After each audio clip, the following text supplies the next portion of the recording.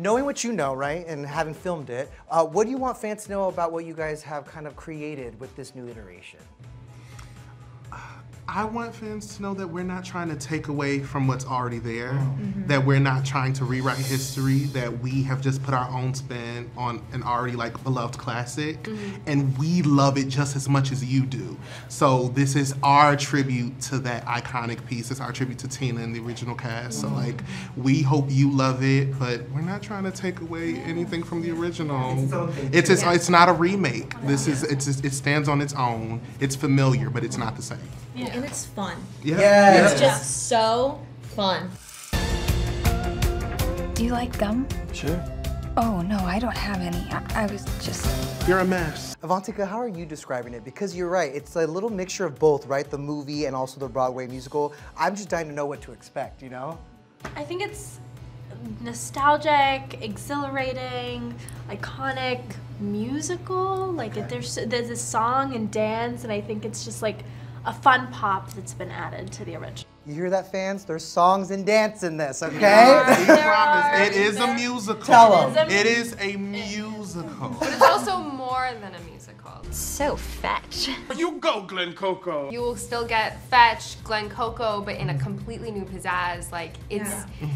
Yeah. I think it really is just like the perfect blend of the 04 movie and the musical for like the diehard musical fans. And then on top of that, we're all kind of doing our own thing as well. So I think it is kind of the perfect mix of everything you know and love, whilst also, you know, there's a bit of a spin on it. You know. We plan on making theater girls happy.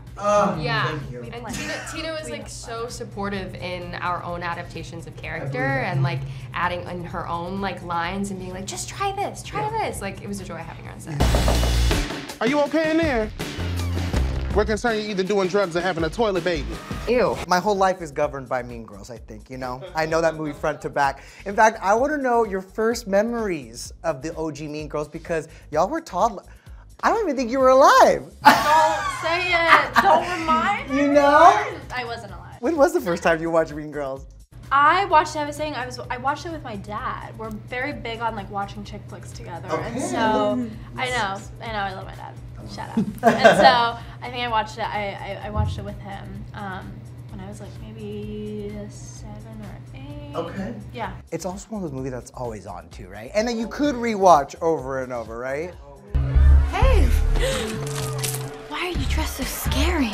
Why are you dressed so scary? It's Halloween. Katie, if you don't dress slutty, that is slut-shaming us. Oh my god, I mean, it's like such a pillar. Yeah. I think, yeah, I really truly can't remember the first time that I watched the movie, only because it's always been a part of my life. Yeah. I was so, you know, young when it came out, and I think, you know, whenever it was on, I would just watch it, you know? So I really don't have like a first viewing experience memory, but... I mean, same. Like, I don't really know when the first time was, but I just know a movie with a chubby, feminine man hanging out with a bunch of girls grabbed me as like a boy trying to figure out who he was and what he was. To see that and to see that, you know, like, he found his family. He found his place to fit in, and he ruled that school. He really so, did. So, you know. The chasing off, Danny DeVito, I love your work. Like, right, brilliant. Right, you know? right. And I do want my pink shirt back. Right, exactly. You know? So to see a queer icon of size as a kid was very reassuring, you know? So that's really my first big memory of it. I do not remember. 2004, I was 4 years old, so I don't remember when I first watched it, but it really feels like an honor to take on the characters and breathe them new life and create like a new iteration where we combine our 04 classic but with music and glitter and more camp. Like, all of it feels really exciting. We as women have to be able to support each other. Get in, loser. Get in, loser. We're going shopping. Now, did any of you reach out to the OG cast members when you first got these roles, or have you heard from them? Well, yeah, Daniel reached out. He did. And He's very kind and he's very sweet. I haven't met him in person yet, but he's been nothing but just the sweetest person. And you know, to have the torch passed, and just to let him know that like I am honoring your work and I'm also creating Damian for myself, and to have that respected is really a beautiful thing. Especially for a character I can tell you resonated with and that you know, like want to take such good care of. You know? That's awesome. Yeah, he means a lot to a lot of queer kids, so I wanted to really be that representation for that this time. So y'all didn't know that, huh? Oh yeah, I talked to Danny in the DM. Oh, okay, he's like my buddy Danny. Yeah, we're in the DM. Sorry. That's so good. That's crazy. What was that? Oh Lord, it's the Queen Bee. Regina George. Don't look her in the eye.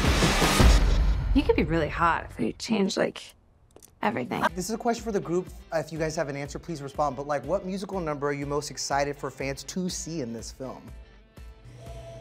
Oh God, I mean, there's just so many epic. I know. It's epic. It's cinematic. Selfishly, I'll say I'd Rather Be Me. That's Janice's like main song. I am truly sprinting through that song. There are a lot of, also, I'm not the only one, but a few of us who did like live takes of our songs, which I think pays beautiful homage to live theater, but also meant it was blood, sweat, and tears, like getting there. So that was my favorite.